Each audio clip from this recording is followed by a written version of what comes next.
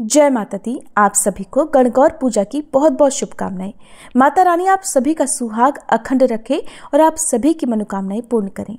गणगौर उत्सव केवल एक परंपरा नहीं बल्कि नारी शक्ति, सौभाग्य और अखंड सुहाग का प्रतीक है। चैत्र शुक्ल पक्ष की तृतीया तिथि को मनाया जाने वाला ये पर्व भगवान शिव और माता गौरी के पुनर्मिलन का महोत्सव है, जिसमें सुहागिनें अपने पति की लंबी उम्र और सुख समृद्धि की कामना करती हैं, तो कुंवारी कन्याएं अपने लिए मनचाहा वर पाने का आशीर्वाद मांगती हैं।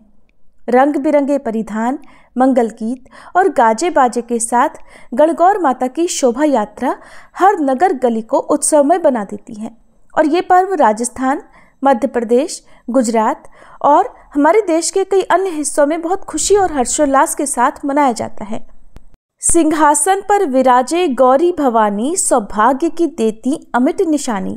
तो आइए प्रिय श्रोताओं, आज के इस मंगल अवसर पर सुनते हैं गणगौर व्रत की दिव्य कथा और गणगौर गीत भी। अगर आपको ये वीडियो पसंद आए तो वीडियो को लाइक जरूर कीजिएगा।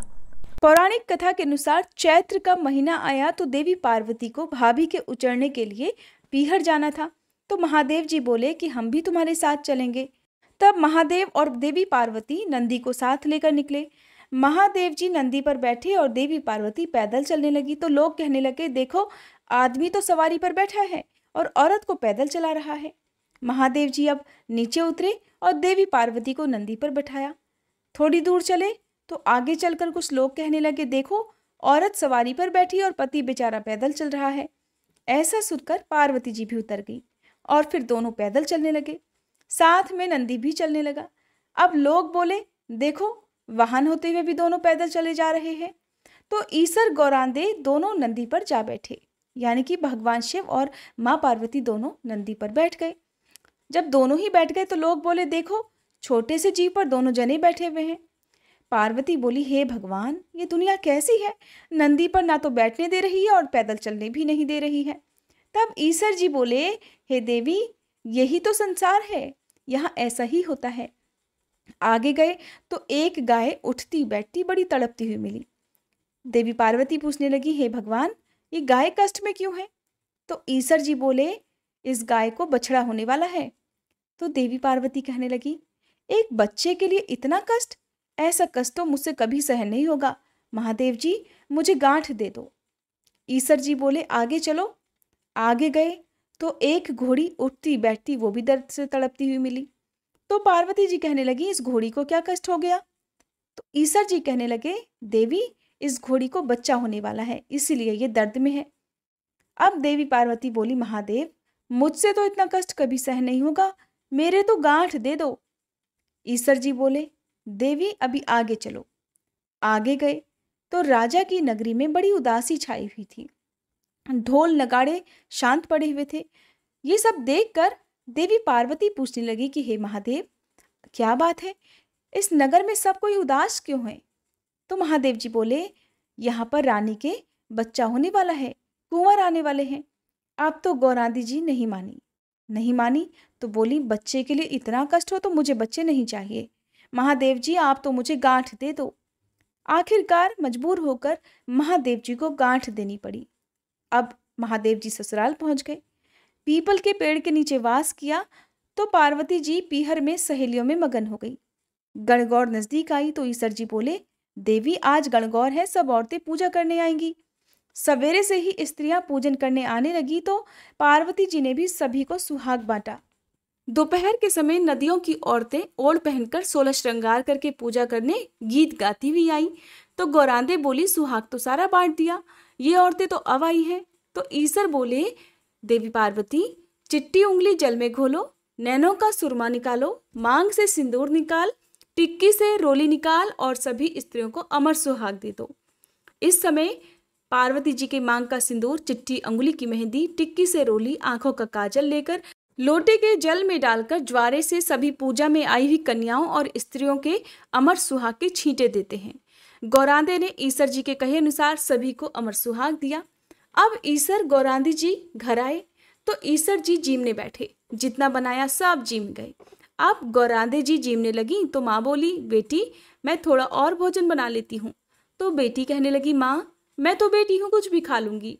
और गौरांदे जी ने जला हुआ बाटिया और बथुआ की पीढ़ी खाकर लोटा भर पानी पी लिया। माँ ने उन्हें सीख दी, बेटा पीहर की बात पीहर में और ससुराल की बात ससुराल में ही रहनी चाहिए।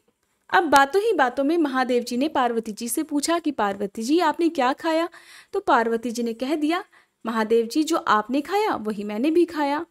क्योंकि माँ ने सीख दी थी, इसलिए देवी पार्वती ने उन्हें वही बताया जो माँ ने कहा था।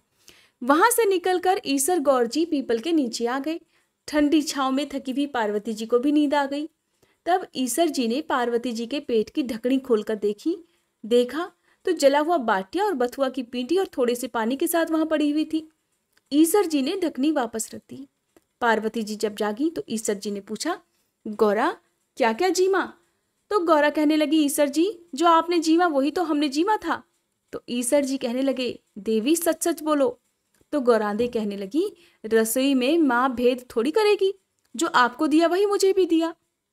तब ईसर जी बोले, देखो गौरांदे, तुम्हारे पेट में तो मैंने जला हुआ बाटिया और बथुआ की पींडी के साथ साथ थोड़ा सा जल भी देखा।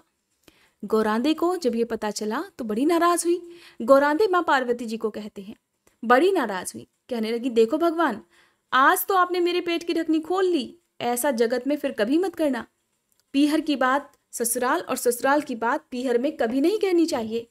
पार्वती जी इतना बोली और ईसर गौरांदे जी वापस कैलाश पर्वत के लिए रवाना हो गए। आगे देखा तो राजा के यहाँ शहनाइयाँ बज रही थी, लोग खुशियां मना रहे थे। रानी बहुत खुश थी। गौरांदे बोली, कुंवर होने पर इतनी खुशी होती है? हे महादेव, आप तो मेरी कृपा करके गांठ खोल ही दीजिए। तो ईसर जी बोली, पार्वती मैंने तो पहले ही कहा था, मेरी गांठ खोले नहीं खुलेगी। आगे घोड़ी के बच्चा हुआ देखा तो वो अपने बच्चे को बड़े प्रेम से चाट रही थी। घोड़ी बहुत प्रसन्न थी। पार्वती जी बोली, भगवान अब तो मेरी गांठ खोल दो। तो महादेव जी बोले, देवी ये गांठ नहीं खुलेगी। कुछ आगे चले तो गाय अपने बछड़े को बड़े प्रेम से चाट रही थी और बहुत खुश हो रही थी। उस गाय की मालकिन भी बहुत खुश थी। पार्वती जी सोचने लगी, अगर जानवरों को बच्चों के प्रति इतना प्रेम है, इतनी उमंग है, तो फिर मानव की तो बात ही क्या होगी। और ईसर जी से कहने लगी, हे भगवान मेरी गांठ खोलो, नहीं तो मैं अब एक कदम भी आगे नहीं चलूंगी। तब ईसर जी बोले, अब कुछ नहीं हो सकता, मैंने गांठ लगा दी सो लगा दी। थोड़े दिन बीतने के बाद पार्वती जी ने अपने शरीर पर लगाए हुए उपटन से एक पिंड बनाया और उसमें प्राण फूंक दिए। उस बालक को रखवाली पर छोड़कर पार्वती जी स्नान करने चली गई। कुछ देर बाद भगवान आए, द्वार पर एक बालक को खड़ा हुआ देखा तो अंदर जाने लगे, लेकिन बालक ने उन्हें अंदर नहीं जाने दिया। तब भगवान पूछने लगे, रे बालक तू है कौन? बालक बोला, मैं पार्वती का पुत्र हूँ। अब भगवान सोचने लगे, ये पुत्र आखिरकार कहाँ से आ गया, हमारा तो कोई पुत्र ही नहीं है। और क्रोध के मारे उस त्रिशूल से उन्होंने बालक का गला काट दिया। माँ पार्वती आई, देखा तो बोली, भगवान ये आपने क्या कर दिया, मेरे पुत्र को अभी वापस जीवित करो।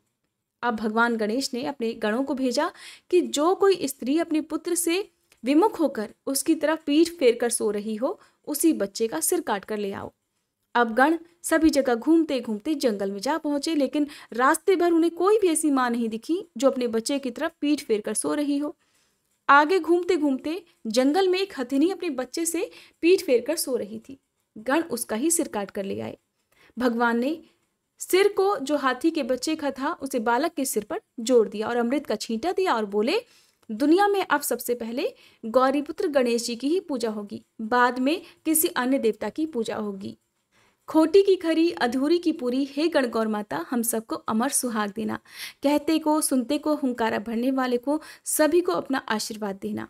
कथा के बाद सभी भक्तों को अमर सुहाग देने वाली गणेश भगवान की कथा का श्रवण भी अवश्य करना चाहिए। तो अब पहले सुनिए गणेश भगवान की अमर सुहाग देने वाली कथा, उसके बाद आप गणगौर गीत और फिर माता पार्वती जी की आरती सुनेंगे। अमर सुहाग और पीहर देने वाली गणेश भगवान की कहानी। एक बार की बात है, एक भाई और बहन थे। बहन का विवाह हो चुका था और भाई भी अपनी पत्नी के साथ अपने घर में रहा करता था। बहन का नियम था कि वो अपने भाई का चेहरा देखकर ही भोजन किया करती, इसलिए हर रोज वो सुबह उठती और अपनी ससुराल में घर का सारा काम जल्दी जल्दी करके अपने भाई का मुंह देखने के लिए उसके घर जाया करती। एक दिन रास्ते में एक पीपल के नीचे गणेश भगवान की मूर्ति रखी हुई थी। उसने भगवान के सामने हाथ जोड़कर कहा कि हे गणपति, मेरे जैसा अमर सुहाग और मेरे जैसा अमर पीहर सबको दीजिए। ऐसा कहकर वह आगे बढ़ जाती। जंगल की झाड़ियों के कांटे उसके पैरों में चुभा करते। एक दिन वह अपने भाई के घर पहुंची तो उदास होकर भाई का मुंह देखकर बैठ गई। भाभी ने पूछा, तुम्हारे पैरों में क्या हो गया है? ये सुनकर उसने भाभी को जवाब दिया कि भाभी, रास्ते में जंगल की झाड़ियों के गिरे हुए कांटे मेरे पांव में चुभ गए हैं। सुनकर लड़की की भाभी ने अपने पति से कहा कि सुनिए, आपकी बहन जब आती हैं तो रास्ते में झाड़ियों के गिरे हुए कांटे उनके पांव में चुभ जाते हैं। आप रास्ते को साफ करवा दो। भाई ने तब कुल्हाड़ी लेकर सारी झाड़ियों को काटकर रास्ता साफ कर दिया। सारे कांटे भी हटा दिए। सफाई के कारण भगवान गणेश जी की मूर्ति का वो स्थान भी वहां से हट गया। अब तो ये देखकर भगवान गुस्सा हो गए और उसके भाई के प्राण हर लिए। लोग अंतिम संस्कार के लिए जब भाई को लेकर जा रहे थे तो उसकी भाभी रोते हुए लोगों से कहने लगी कि थोड़ी देर रुक जाओ, उनकी बहन आने वाली है। वो अपने भाई का मुंह देखे बिना नहीं रह सकती, उसका ये रोज का नियम है। तब लोग कहने लगे, आज तो देख लेगी, पर कल कैसे देखेगी? अब उधर रोज की तरह बहन अपने भाई का मुंह देखने के लिए जंगल में निकली।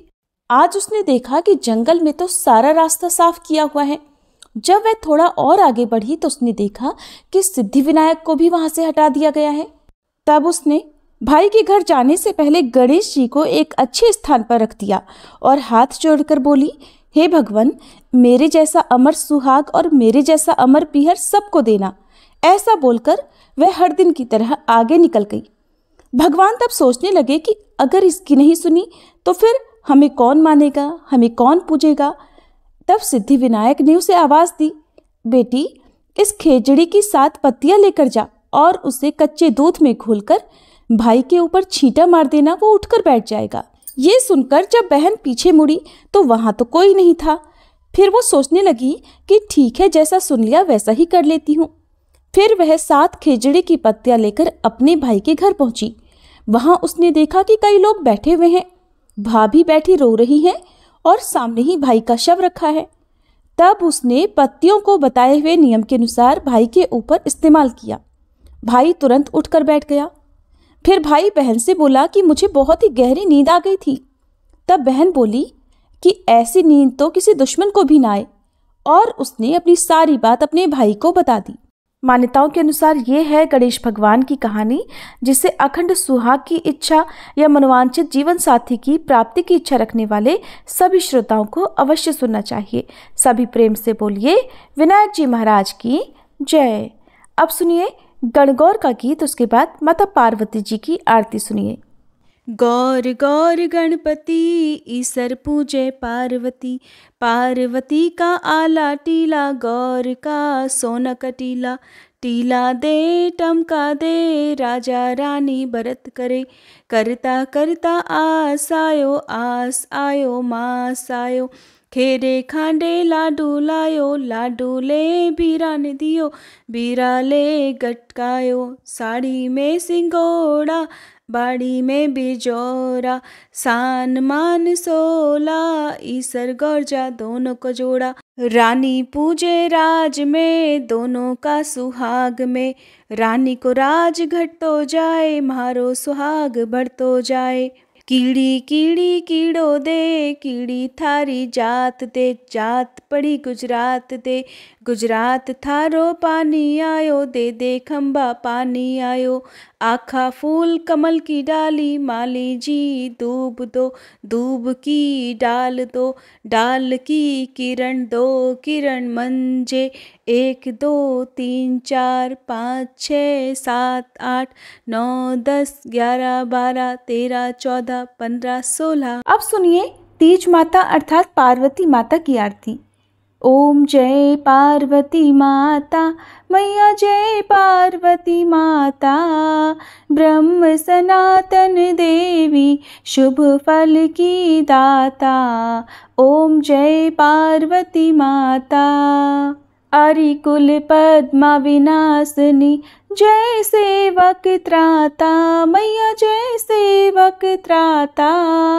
जग जीवन जगदम्बा हरि हर गुण गाता। जय पार्वती माता। सिंह को वाहन साजे कुंडल है साथा, मैया कुंडल है साथा। देव वधू जह गावत नृत्य करता था।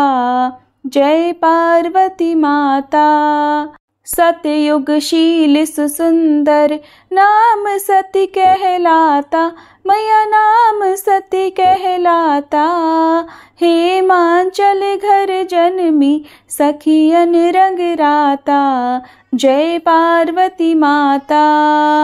शुंभ निशुंभ विदारे हेमांचल स्याता, मैया हेमांचल स्याता। सहस भुजा तनुधारी के चक्र लियो हाथा। जय पार्वती माता। सृष्टि रूप तुही जननी शिव संग रंग राता, मैया शिव संग रंग राता। नंदी भृंगी बिन लाही सारा मद माता। जय पार्वती माता।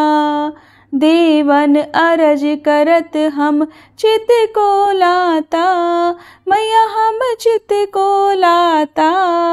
गावत दे दे ताली मन में रंग राता। जय पार्वती माता।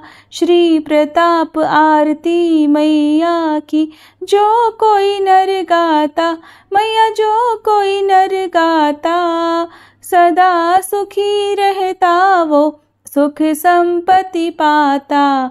जय पार्वती माता। जय पार्वती माता, मैया जय पार्वती माता। ब्रह्म सनातन देवी शुभ फल की दाता।